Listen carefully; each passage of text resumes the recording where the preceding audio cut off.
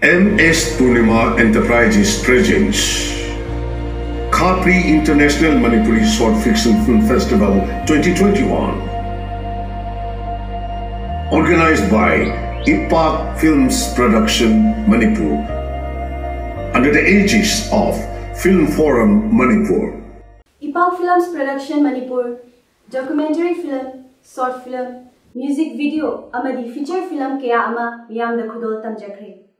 Makhal kaya gi competition singsu Ipak Films na sinjakre. Ngasina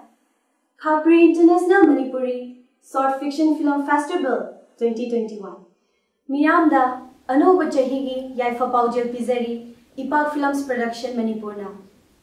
Khapri Industries Private Limited, a big name. Miyambu Kurumjani. Khapri Industries Private Limited ki maikai dagi anoba sahi 2021 lakasda miyamda yaipa paujan pijani.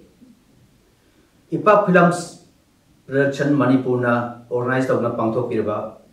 Khapri International Manipuri Short Fiction Film Festival 2021 asi Khapri Industries Private Limited ki maikai dagi gamjaba khara khaktang matek pangjabatani. Hoki sahi 2020 asi Mare Pumba COVID-19 gi sething na yamna wanaraba sething punmak phangkiba sahi doine. Aikoi gi iramda Manipur asidasu COVID-19 gi sething asna aduki matek aikoi gi leiba khunai sigi lamdam asigi mipum khudimak awa sething si phangwa matam. Asumba matamsda Manipur film gi world artist webiriba director webiriba producer webiriba cameraman webiriba crew member punmak loinamak chaple paga yamna wanaba tanjamani. Asumba tanjasda Ipak Films Production Manipur na asumba festival ma sinbiduna koi pangthok pirbasi masi yamna pungning akhoi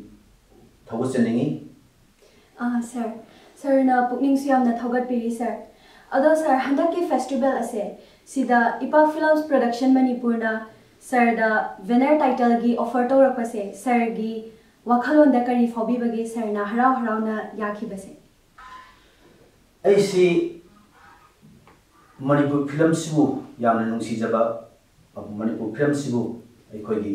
mare gi film gi kogi thaksa pokran ba bisa kamadu di bujaba ado film si yamna pamjaba nungsi jaba duni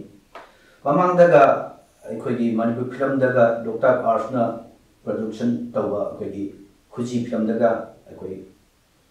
ai iman marpamga bani San haina ai marpamga bani na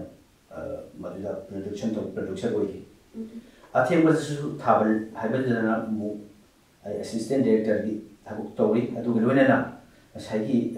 algam isai mayeka idrano ang sagi film dila isai mayeka si nungaram dai pung huma khaidane hayeng mayek si piu haiba ekoi director na isai mayek si piu haiba isai dile taba nungaram dai pung huma khaida hawalaga ai isai mayek tu iragan em tu bi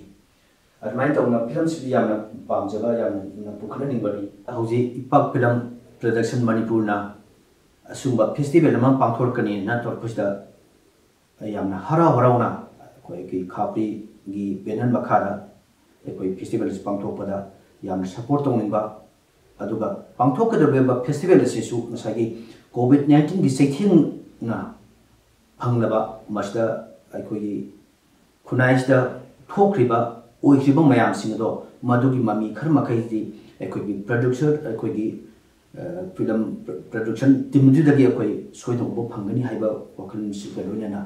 akoi festival sida aina banner makhas ta pangtok padu de harau ni ajaba loina yam support tong ni wakal du pokhi bani aduga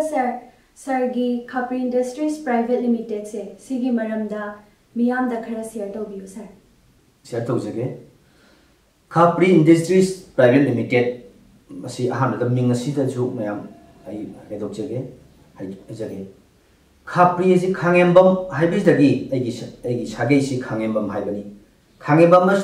Sidagi, K Ice is Khas of Tokjaraga, Aduga, Priojit Haibisdagi PRIC Loktoga, mai ohum ji loktoga khapri ji punjam khapri industry private limited hai tasemba aina company si mu establish to si manipur da mayam mama tongan ba magi haijaba mana pamjaba da mayam mama puthok le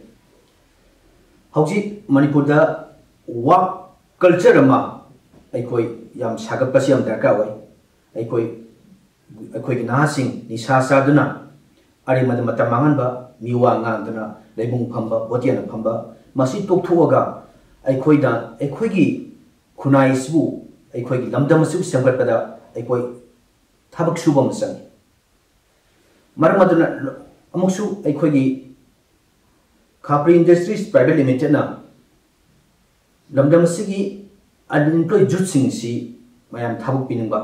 loinana aikoi gi manipur si mapan dagi pusilaba posting damak sisinaraga leibana bar mar mafam dagi project si kayam puthokta na bar maraga aduki mati awaba si loinum uiba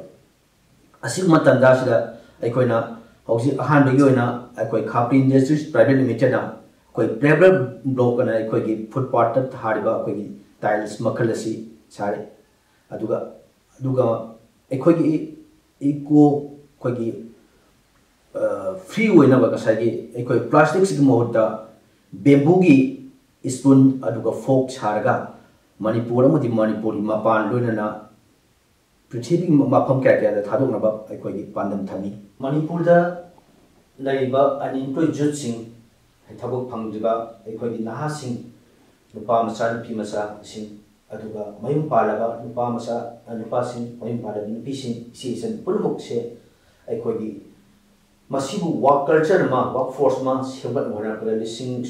ani ga ohum dagi North East India Security Service haiba aikoi gi private security amani khalaga madugi makhada aina thabuk tawjari haiba organization ki chief functionary amoina manipur daga aikoi chakhum mayam ama chakhum lising mathakta aikoi chakhum maimutana phonadna asoba thoga ama lower glaxari masidagi na pakthok chawthonga asigi khapri industry private limited asi companies ma mu establish tawga masida aikoi gi lamdam sigi isi sensing sa sing nauksing mayam ama thabu piduna aikoi